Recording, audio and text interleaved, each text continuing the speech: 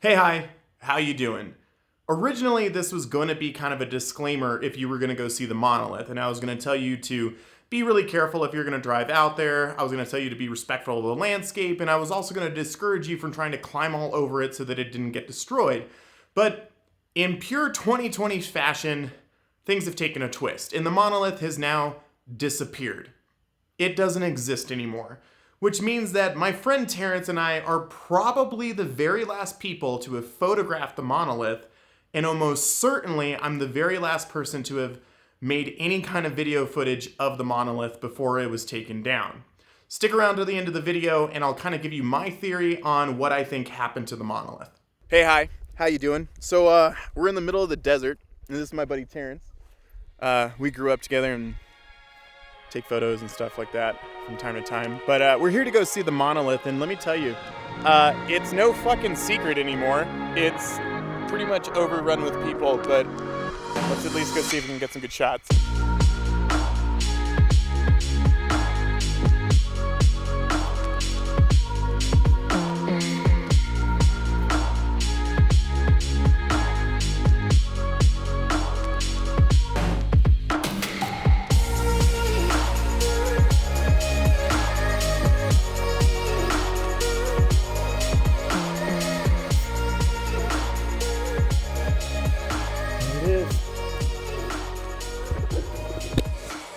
There it is.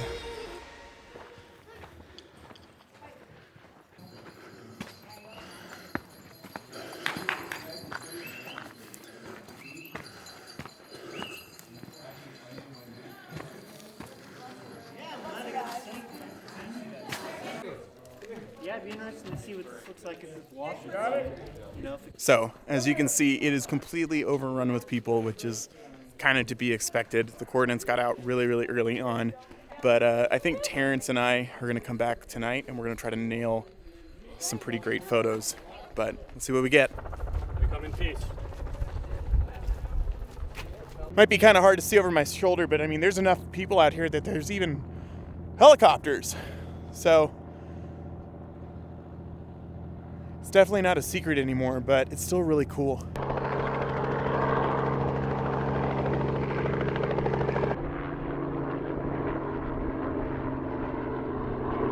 Decent footage. Yeah. Now it's wide over there too. You see the pieces.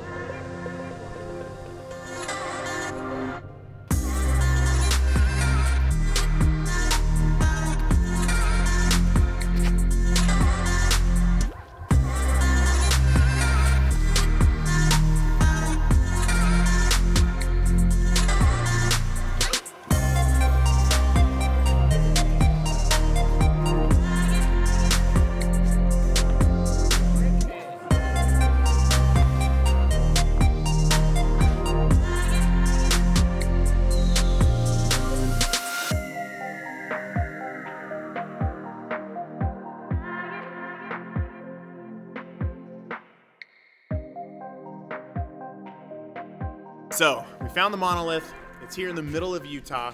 It's actually not that hard to find because the coordinates are all over the internet. And it turns out that it's not solid metal. It has rivets running up the sides of it. And it's definitely some stainless steel plating. It's super cool. You should come and check it out. But chances are there's gonna be a ton of people. Before I give you my thoughts on what I think happened to the Monolith, here are the very last photos I took of the Monolith just before it disappeared. This was right around probably 6:30 to 7 p.m. when we left. And we decided to do some long exposures and try to get a little bit creative with it all. And I think the photos came out great, but now I believe I have the very last photos of the Monolith before it disappeared. So here's what they look like, and then we'll talk about it afterwards.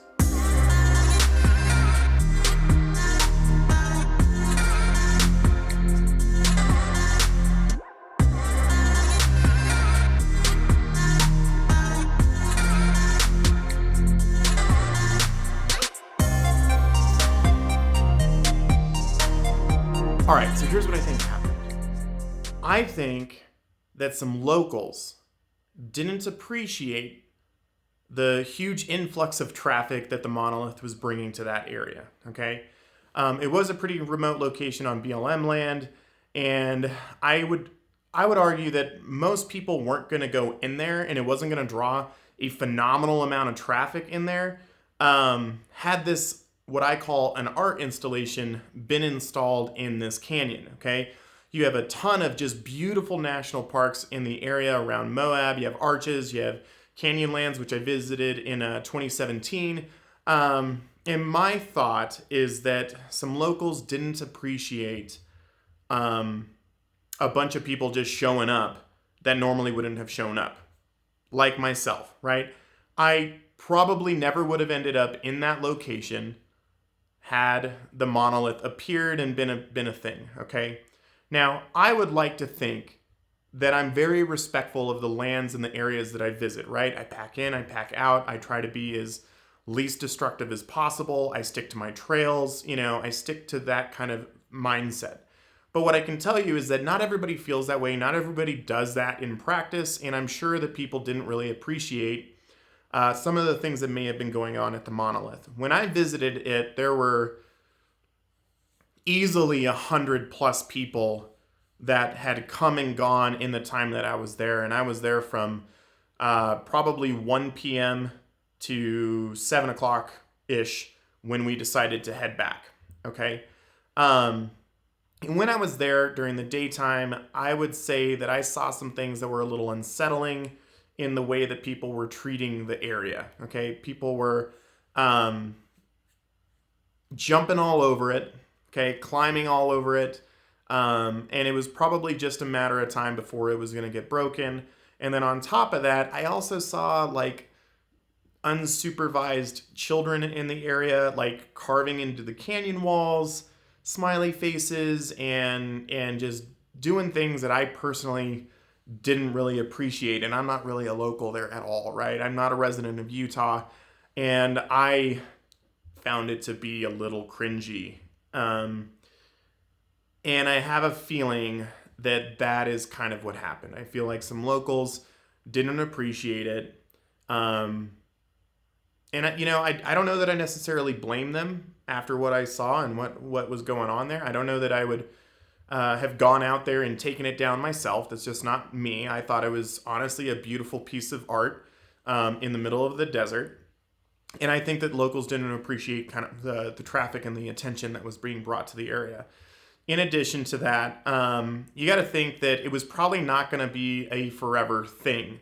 I was really skeptical that the BLM was going to allow it to stay there for any extended period of time, because it kind of would open the door to and setting a precedent for people to do the same thing on BLM land without any kind of repercussions. Okay. And that would have been a big old can of worms that would have been opened, and you never would have been able to put that back in the box or in the can, if you will. And so I think people just kind of took it upon themselves to go out there and take it down. Maybe it was something that some of the locals out there knew about and kind of never really talked about, because there is evidence that it was probably there for an extended period of time before it made the news. And I think that's really the short story behind it. I think that was kind of the motives of why it was taken down. It was definitely not alien. It was 100% man-made. It was hollow inside. It had rivets going down the sides of it. And obviously somebody had to create some kind of gusset system inside to rivet it to. And then I believe it was like cut into the ground and then placed and also like epoxied in. It was a really solid structure. I mean, I literally saw people trying to like parkour, climb, jump up it. And I was honestly afraid that they were going to dent it or damage it. And that's why I went up there so quick. I went up there because I just kind of had a feeling that if I didn't go take photos of it soon, it probably was going to end up being taken down. But I was expecting the BLM to take it down, not just people in the night. So those are my thoughts on it. It was a really cool experience while I could still have it. I feel kind of just fortunate that I got to see it and enjoy the moment, because there's a very small group of people that actually got to see it in person when you think of it compared to like an actual national park. And it was a really good time catching up with a friend of mine and taking some great photos and enjoying the moment. So there you have it. Those are my thoughts on it. As always, like, comment, subscribe, and I hope you all enjoyed the video, and maybe this will kind of give you a little bit of an idea of what the experience was actually like. I'm out.